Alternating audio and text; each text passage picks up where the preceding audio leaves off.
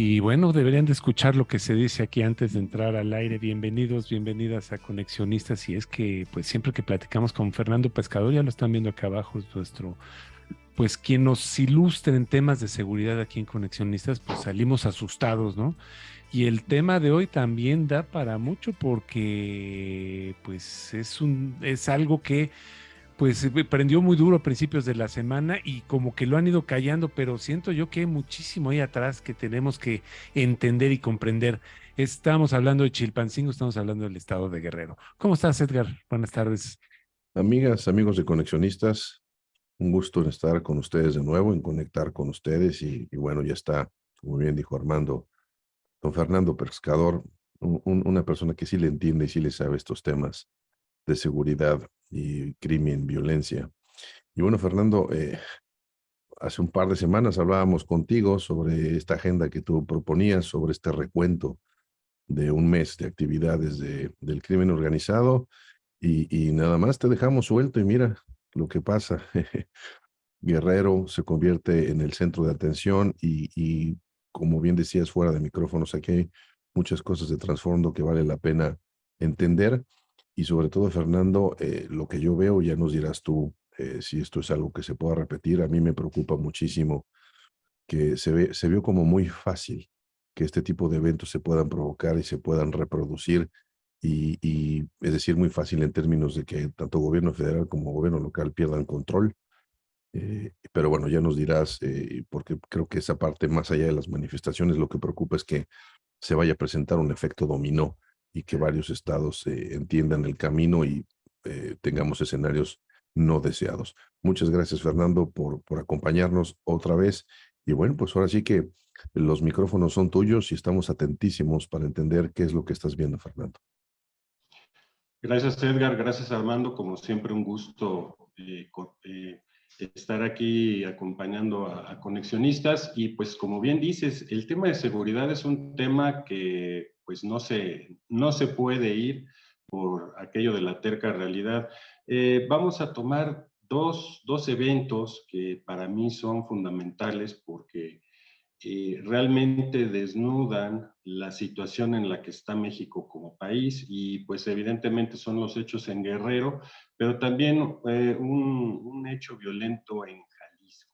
Iniciamos con Guerrero y bueno, como todo mundo sabe, el 11 de julio pues hubo un motín en la carretera México-Acapulco, que como todo mundo sabe, cruza por Chilpancingo y pues un contingente de más de 3,000 personas, pues digamos que se impuso a una fuerza de 500 policías estatales y de la Guardia Nacional, reteniendo a 12 o 13 personas, no hay claridad en ello, roban un vehículo blindado y con eso rompen la puerta del Palacio de Gobierno en la capital del estado de Guerrero. Previamente habíamos comentado, ¿no?, que había surgido un video donde un grupo delincuencial interroga a una familia de criminales y pues al día siguiente hay una cartulina que hace alusión a la presidenta municipal. Eh, y ya durante el motín también trascendió que las autoridades, y esto por vía de la secretaria de Seguridad Federal, pues que habían identificado dos integrantes del grupo delincuencial de los Ardillos, pero que no los detuvieron, según esto, para pues no enrarecer la situación, lo cual pues bueno, se antoja pues complicado, ¿no? Entonces, ¿para qué está la autoridad? También trascendió que la familia michoacana estaría involucrada y que se iba a encargar digamos, de castigar a los ardillos. Entonces hay una confluencia de grupos criminales ahorita en Guerrero interesante. También trascendió un mensaje que si bien no se ha podido comprobar su autenticidad, finalmente da algunas claves que pudieran darle cierta validez. El grupo delictivo de los Rojos le reprocha en este audio a la gobernadora Evelyn Salgado Pineda no cumplir con los acuerdos. Según este grupo delincuencial, Chilpancingo es de ellos, ¿no? Es para su grupo, y la zona de Río Azul para los ardillos. Entonces, parecería que el conflicto es que los ardillos están invadiendo un territorio de los rojos. Y el audio continúa diciendo que, en tono de reproche a la gobernadora, que pues a pesar de que el gobierno les dio camionetas a los rojos por alguna razón, y 350 millones de pesos que invirtió en sus negocios, no está claro si se trató de una operación de lavado de dinero. Aquí hago un paréntesis porque el suegro de Evelyn Salgado Pineda, el papá de su esposo, su suegro José Joaquín Alonso Pineda, fue detenido en 2016, precisamente por ser operador financiero del grupo de los Beltrán Leiva. Y bueno, el audio continúa para decir que puede hacer pública la lista de funcionarios que está robándole al erario, en fin, una serie de cuestiones que uno quizás podría dudar sobre la veracidad, pero el mismo día 12, la Secretaría de Educación de Guerrero publicó una recomendación, publicó un comunicado para suspender clases y actividades administrativas en la zona de Río Azul, precisamente la zona que controlan los ardillos. Entonces, pues podemos ver que hay mucho más de fondo. Obviamente, hago referencia al anterior video que hicimos, donde hablábamos de pues de estas alianzas o acuerdos informales entre autoridades y grupos delincuenciales. Y pues en ese contexto, pues lastimosa, desafortunada la participación del presidente López Obrador, que pues se limitó a aconsejar a la población civil desde la mañanera que si los obligan o los amenacen, pues que actúen con prudencia. Pues un lavado de manos de la autoridad, porque pues si la autoridad te dice están solos y háganle como puedan, pues en dónde estamos, ¿no? Paso entonces a Jalisco. También el día 11, curiosamente, en Tlajomulco, que es un municipio conurbado de la zona metropolitana de Guadalajara, un municipio grande que es, digamos, la periferia de Guadalajara, pero tiene una zona rural importante, precisamente por la presencia del Cártel Jalisco Nueva Generación. Y en ese lugar, en la madrugada del día 11, pues iba un convoy de policías adscritos a la Fiscalía del Estado con unos municipales y de repente 8 explosiones al lado del camino, pues ametralla a este convoy. Hay por lo menos 6 muertos, 2 heridos. Un evento que realmente sale pues digamos, de un capítulo bélico. O sea, esto ya fue una acción bélica, como lo vemos en las películas de Vietnam, ¿no? Que de repente hay una emboscada al enemigo, pues eso pasó en Tlajomulco. Entonces, incluso el gobernador Enrique Alfaro subió un tuit donde califica esto de terror brutal.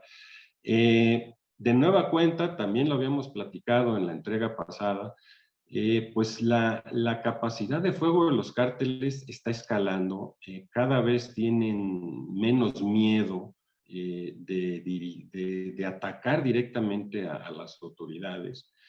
Y pues esto es preocupante. Por un lado también tenemos pues estas dos estampas, podríamos llamarle, de la violencia en nuestro país. ¿Qué nos deja? En primer lugar, que pues, los cárteles han ampliado su base social gracias a esta política de abrazos y no balazos. Lejos de alejarse de la actividad delincuencial, pues se ha fortalecido. Tienen ya bajo su control comunidades enteras. O sea, nada más imaginemos, de esas 3,000 personas, el 99% ya está también en edad de votar. Entonces, pues ahí dejo el comentario. Y bueno, este aumento de fuerza pues está más allá de la respuesta de cualquiera de los 3 órdenes de gobierno. Es la lección de Chilpancingo. Ni el municipal, ni el estatal, ni el federal puede ya con los cárteles. Esa es la percepción que se está generando. Y caso curioso, porque pudiera, este grupo delincuencial de los Rojos, algunos de nuestros escuchas recordarán, fue el grupo que estuvo detrás de la llegada de los estudiantes de la normal rural de Ayotzinapa a la ciudad de Iguala, controlada por el grupo rival, archirrival de los Rojos, que son Guerreros Unidos, y cuya respuesta violenta pues fue matar a los estudiantes. Entonces, parecería que estamos ante un proceso de reconfiguración de alianzas criminales. Esto porque también los Rojos en esta ocasión comentaron que tenían ya alianzas con otros cárteles, así lo dejaron, no especificaron con cuáles, pero pues en el contexto que hemos visto de enfrentamiento, por un lado, del cártel de Sinaloa y sus aliados con el cártel Jalisco Nueva Generación y los suyos, pues no deja mucho para la imaginación. Y recordar entonces que Guerrero es zona de producción de amapola y heroína. Entonces, lo que está de fondo, pues es un mercado ilícito, el mercado de la heroína, ¿no? También la capacidad, regresando a la capacidad de fuego que vivimos en Jalisco, pues aquí vemos también que en estos años de abrazos y no balazos, pues los grupos criminales han aumentado estas capacidades ofensivas, no solo, digamos, de capacidad de fuego a secas, sino ya también en cuanto a táctica.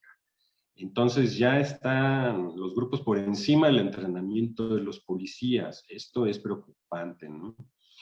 Y bueno, pues ¿qué posibilidades hay de que aumente la violencia en nuestro país? Yo quisiera compartir con ustedes, también con nuestros escuchas, el portal del Instituto Internacional de Estudios para la Paz de Estocolmo. Las siglas son CIPRI, porque está en inglés, y muestra a México en la categoría de conflictos de alta intensidad. Estos son conflictos que durante el 2020 tuvieron entre 1,000 y 9,999 muertos. Entonces estamos al nivel de una zona de guerra, nos guste o no, le guste al gobierno o no, esa es la realidad y así es como nos ven en el extranjero. Esta organización, CIPRI, especifica que hay 3 conflictos simultáneos en nuestro país. Por una parte, el gobierno contra el cártel Jalisco y contra el cártel de Sinaloa, y el tercero sería el conflicto precisamente entre el cártel Jalisco y el de Sinaloa. Es decir, que pues es un todos contra todos. Entonces esto es importante, ahí es en donde estamos. Fernando,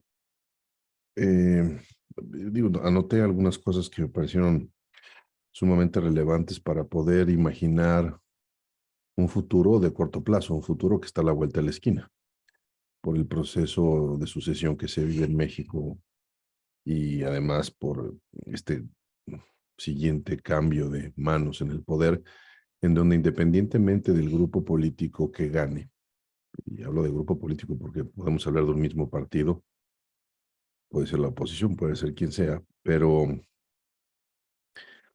veo varias cosas interesantes que destacas. Primero, noto una pulverización de estos grupos criminales en donde los niveles de operación empiezan en lo municipal, que si son los rojos, los ardillos, ¿no? En estas dimensiones, y luego tenemos los grandes cárteles y sus fracturas, y parece ser que esta descomposición entre ellos mismos se convierte ya en un modus operandi, y entonces la gestión que tengan las autoridades municipales, estatales, inclusive federales, se complica todavía más, porque en este reacomodo, como tú bien mencionas, una reconfiguración de alianzas criminales, te cito textual, pues entonces estos elementos empiezan a jugar porque complican, en mi opinión, esta gestión, porque no puedes estar bien con todos y entonces tendrás que tomar decisiones para gestionar.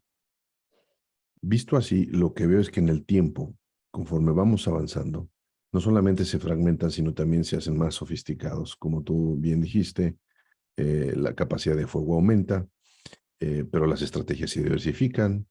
No sé si eso vaya a la par, digamos, con su nivel de ingresos y con el nivel que vayan logrando en ocupar plazas. O sea, esa dinámica no tengo datos para entenderla bien, seguramente tú sí, pero veo lo que se conforma un escenario muy complicado para que pueda ser gestionado eh, por alguien, y lo voy a decir así, que apenas llegue al gobierno, que ocupe los espacios de gobierno.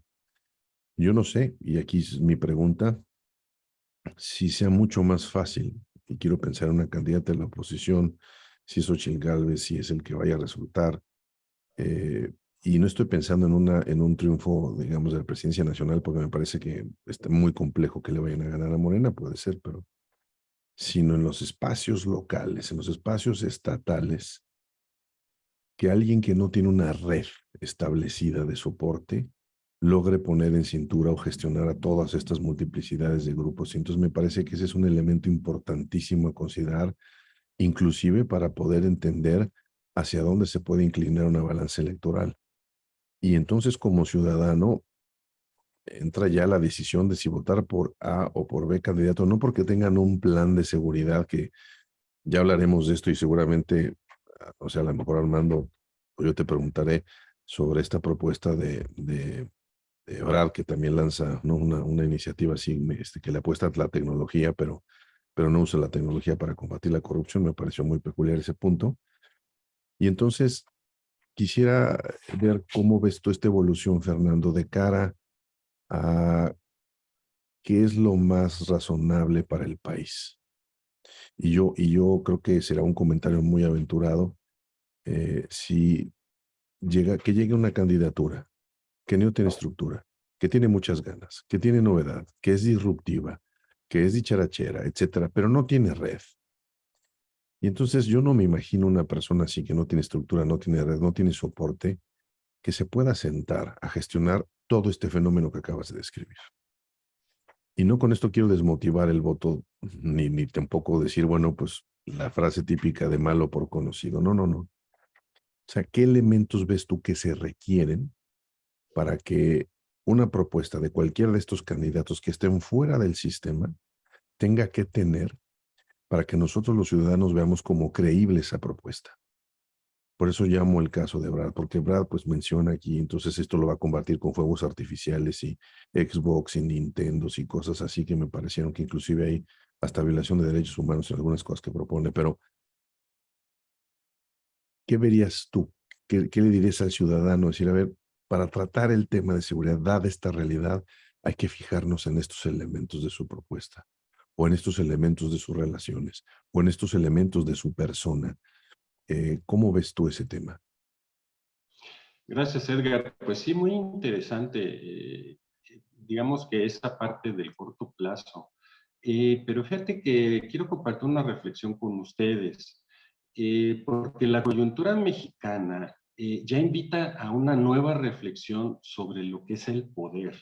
Bien, Independientemente ya de 2024, los partidos y los candidatas que comentan, ¿no? Porque vivimos un momento posmoderno. sí, Déjame, me explico. Estamos ya en lo que Jean Baudrillard denominó el punto muerto de lo transpolítico. Es decir, estamos en una era de no consecuencias, ¿no? Esto está en su libro de Jean Baudrillard de Estrategias Fatales. Es un filósofo y es un texto que tenemos ya que empezar a retomar, eh, porque precisamente lo que dice Jean Baudrillard es esto, que parecería que estamos entrando en una reversa histórica. Y aquí en el caso particular de México yo añadiría, son los criminales ya los que controlan el gobierno. Eso lo vimos ya en Chilpancingo. O sea, ya no hay vuelta de hoja en ese sentido. cierto. Eh, y lo preocupante es que este control no se debe ni a la capacidad de fuego, ni a la base social que ya cuentan y quedó demostrada, sino porque al final de cuentas los criminales no temen usar la violencia y ese es su poder, la convicción para la acción. Eh, es esa, y aquí retomo otra vez a Baudrillard, es la obscenidad del uso indiscriminado de la violencia, lo que pone al gobierno contra las cuerdas.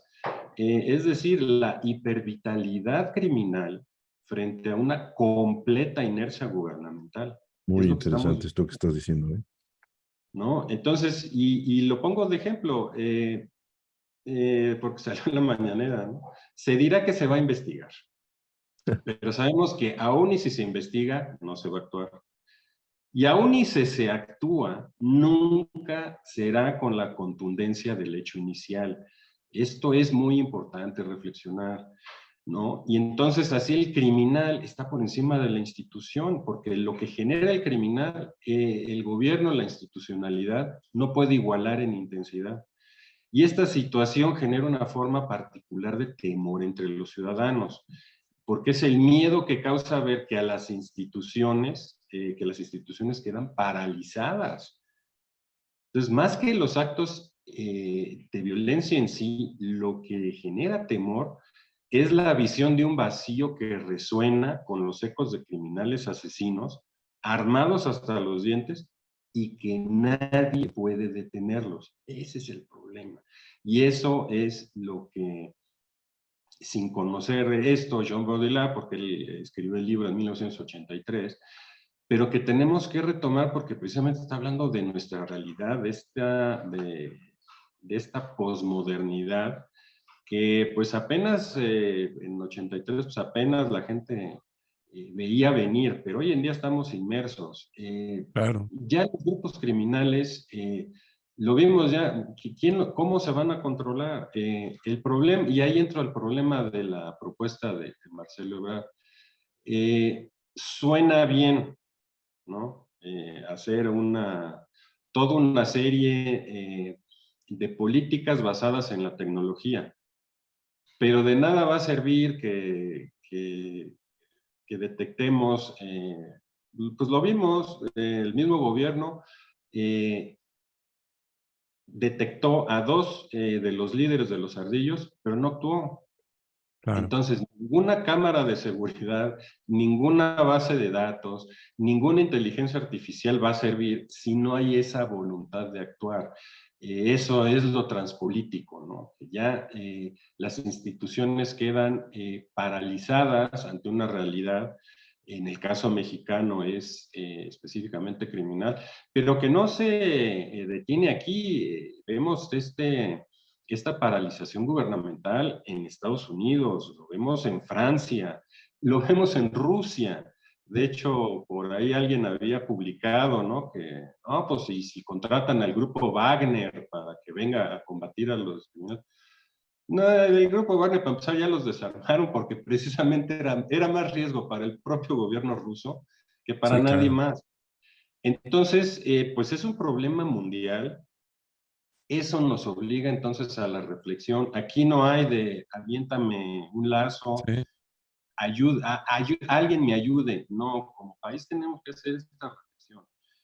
¿Qué vamos a hacer ante esta situación? Porque pues creo que estos hechos de este mes de junio y de julio de 2023 pues ya son un parteaguas, ya no hay un hacia atrás de que no, pues es que Calderón y es que me dejaron un cochinero. No, a ver, perdón.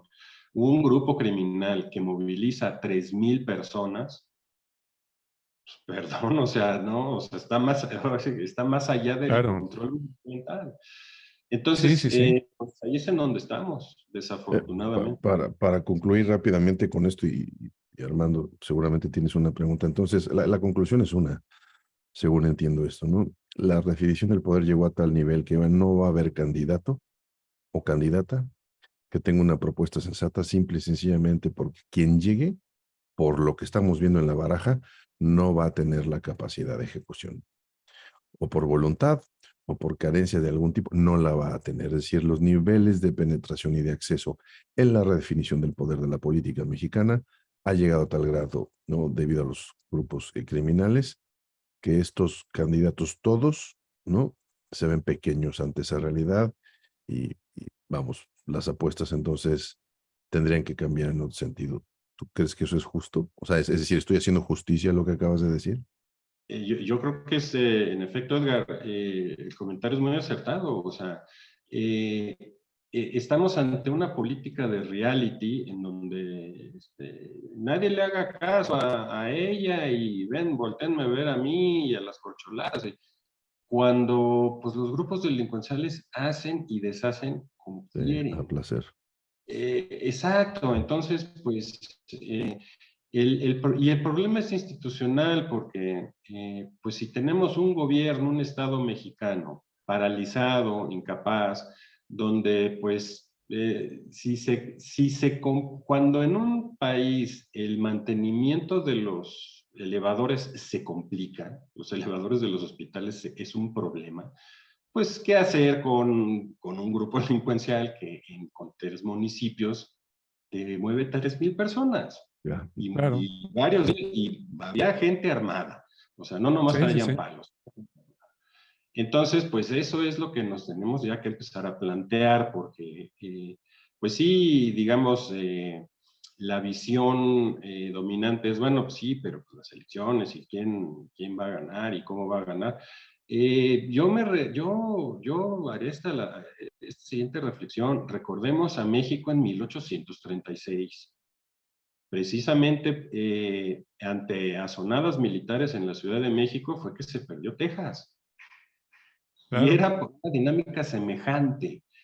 Tan ensimismados estaban los mexicanos del centro que dejaron perder todo el territorio norte. Entonces eso de que, ay, fue a la mala. No, fue porque pues, estaban políticamente conservadores contra liberales y centralistas y federalistas. Algo parecido a lo que estamos viendo, que no deja concentrarse en lo importante. Ese es el problema. El problema de seguridad es importante, estratégico. Y en lugar de estar ocupados en eso, estamos ocupados en fuegos artificiales, ¿no? Si la Claro. señora llegó en bicicleta, que cuánto cuesta la bicicleta. Pues perdón, eso no está solucionando nada, ¿no? De acuerdo. De Claro. acuerdo. Una de las cosas que a mí me llamaron mucho la atención fue el tema, con la facilidad con la que la crisis fue paliada.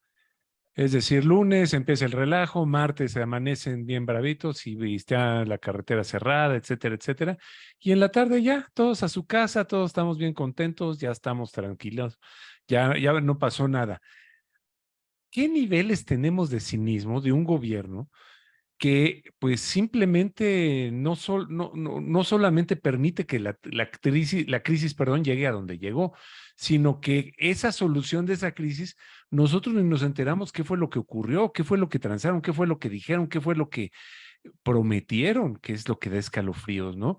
Entonces, esto quiere decir que el gobierno estatal y de paso el federal están dando manga ancha, pues para que los otros sigan haciendo y pues para que se tranquilicen, pues los dejamos, ¿no? ¿Hasta dónde va a llegar esto? ¿Hasta qué punto va a llegar el momento en que digan, ¿saben qué? Pues ya para qué queremos gobierno estatal, no vamos a administrar nosotros directamente. ¿Cómo, hasta dónde va a llegar esto, Fernando? Es lo que a mí me preocupa, no es esta, la próxima crisis, ¿hasta dónde va a llegar? Gracias, Armando. Pues sí, tienes toda la razón. Eso de que se solucionó entre corchetes y Sí, entre claro, entrecomillado. Y como bien dices, ¿qué se dio el gobierno? No lo sabemos, pero sí podemos estar seguros de algo, se dio control. sí, Se dio claro. control. Y va a llegar un momento en que, como dices, pues estos grupos, y de por sí ya estamos viendo que la tendencia es que rebasan al gobierno, pues ya simplemente los van a hacer a un lado. O sea, ese es lo grave de la situación y que desafortunadamente no podemos reflexionar de manera pública porque, bueno, todos los espacios están copados y solo se habla de un tema y lo importante pasa a un segundo plano en donde crece y crece y crece y pues a ver quién le va a poner un freno a eso, ¿no? ¿Y cómo? Pues, Híjole, pues ya lo dijiste bien, ¿no? Estamos siendo testigos de la redefinición misma del poder y de la transversalidad que tiene cuando el crimen organizado pues empieza a ser cargo, empieza a ser el factor que define, ¿no? Esta nueva exacto. concepción. muy interesante, pero es un ejercicio inclusive hasta intelectual que da terror pensar en estas consecuencias, sí, pero bueno, gracias Fernando, de nueva cuenta por ilustrar y con toda claridad, ¿no? Este punto pues no solamente lo que pasó en Chilpancingo, sino de todos estos efectos que seguramente seguirán ocurriendo y insistimos en que estas cosas hay que seguirlas contigo. Muchas gracias por habernos acompañado y aclarado así con mucha precisión sobre todo lo que significa esto para la política mexicana. Gracias, Fernando. Gracias, Armando. Gracias, Edgar. Y como siempre, un gusto estar aquí en Conexionistas. Recuérdanos tus redes sociales para seguirte, Fernando, por favor. Claro que sí. En Twitter me encuentran en @Guzmán Pescador o con mi nombre, Fernando Pescador Guzmán, para estos y otros temas. Magnífico. Y recuerden, a nosotros somos Conexionistas MX en Facebook y en Twitter. En YouTube nos encuentran como Conexionistas México. No se les olvide suscribirse, no se les olvide poner el pulgar hacia arriba si les gustó este capítulo. En Conexionistas también nos encuentran en Spotify. Ahí tenemos todos los audios de todos los programas. La música que estamos escuchando es música de Alejandro Sabo. Ahorita lo encuentran en YouTube. Y a Sofía Reynoso, quien es la diseñadora encargada de todo el tema de Conexionistas, la encuentran en Facebook y en Twitter. Muchas gracias, nosotros somos Conexionistas.